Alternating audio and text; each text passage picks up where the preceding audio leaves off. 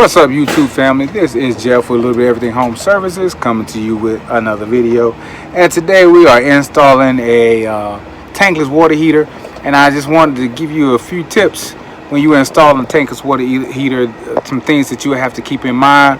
So check it out. All right, family, so we're installing this tankless, but one thing you got to realize in your panel, for these tankless water heaters, you're going to need, most of the time you're going to need at least 3 40 amp double pole breakers. And the double pole breakers are these breakers right here. You see these with the two right there? That's actually the breaker that's needed, a 40 amp breaker like that. But in this particular case, the problem that we ran into is there's not enough room in the panel for 3 double pole breakers. So what we're going to do is we're going to install a sub panel.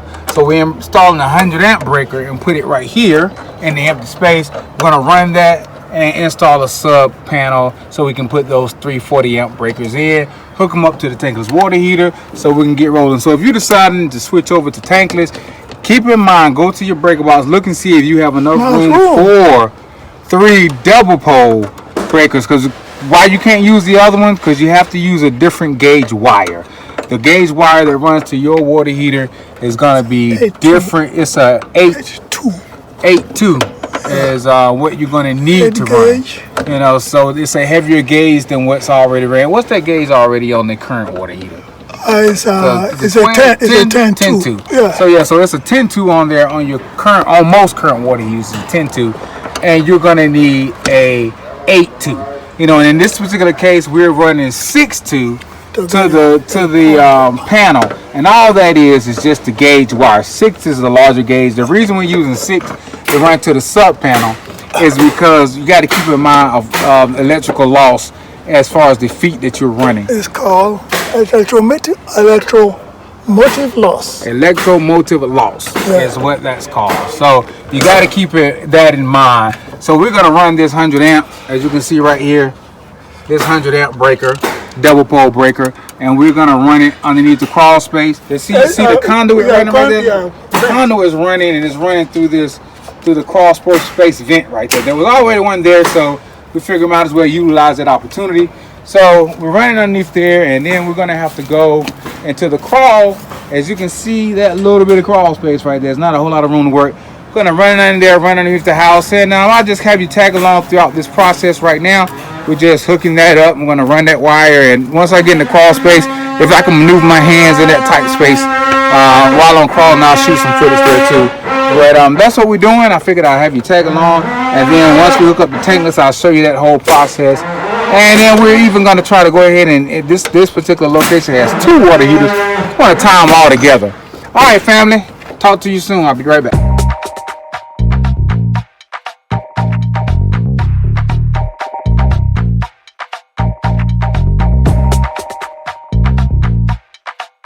Alright, family, we found out that the wall where we putting this water heater on is not drywall, it's stucco. So couldn't use the drywall bit that I have, and we had to use that, and kind of set us back a little bit, but that's okay. We're gonna get the cut out and keep on rolling. Stay tuned.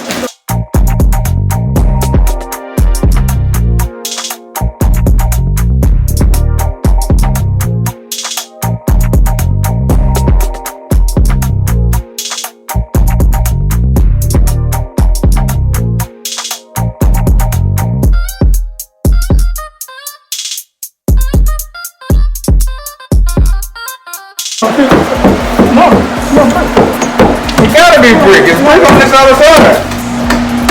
Alright, family, so we ran into another issue here. As you can see, we knew that it was possibly brick behind this wall right here, where we had this stuff right here, and then there was a huge gap in between the walls. So we had to knock all this concrete that was sloppily poured on the brick and put a 2x4 so we can mount it to that. Alright, so keep on with our journey. Alright, family, this has been a challenge. As you can see, I mean, we're still at it, and we just now got the hot water line ran through here. It's hard to drill down through there. I lost a bit down there, and we got the electrical running out of here down through there too. So this has been a job. and we're nowhere near finished. We still got to hook up the breaker and the water line. Okay, family, so we're back today. We had to stop yesterday because it was really late and we had to come back today. So I just wanted to pick back up and running this Tankless. And normally it's not this difficult when you're running it because you're just mounting on the wall, but this particular case it was mounted. The client wanted mounted in the wall. So if you look here, as you see, you need, I was saying earlier, you need 3 40 amp breakers. So this is the sub panel, power's running from in to the sub panel, and 3 different 40 amp breakers, as you can see, are running to the terminals here. And there you go. So now we're just gonna go ahead. We already got the shut-offs here. Gonna get everything connected and get this bad boy rolling. Okay, YouTube family, so this is the final product right here. You can see that the Tankless is installed, has the shut-off valve down there, and the breakers been installed. Everything's working great. I'm gonna have the drywall person come to patch this up. I'm not gonna do this, but they're gonna put an access panel and all that stuff in. But you don't have to go through all this if you're not putting it inside the wall. If you don't want everything inside like this, or if it's in a garage or in a place that it doesn't matter, it's a much easier installation. In this particular case, it's had a lot of work to do to get it right, but it's right. I want to thank you for taking the time to check out the video. Talk to you soon. Have a blessed day.